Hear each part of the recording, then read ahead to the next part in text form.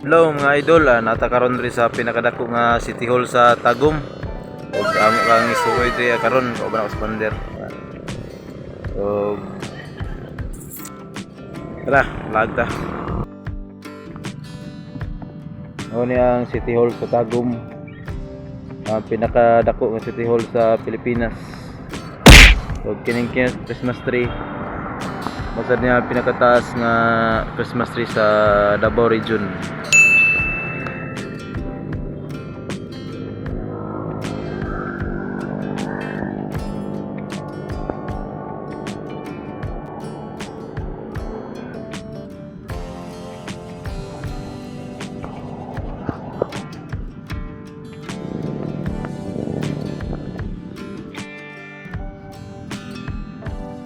Diri ginapahitabo ang mga dagkong event diri sa Tagum.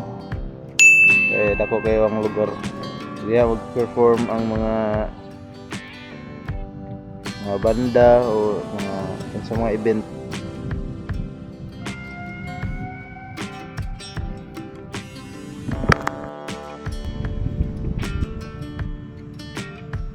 Pinakataas na Christmas tree.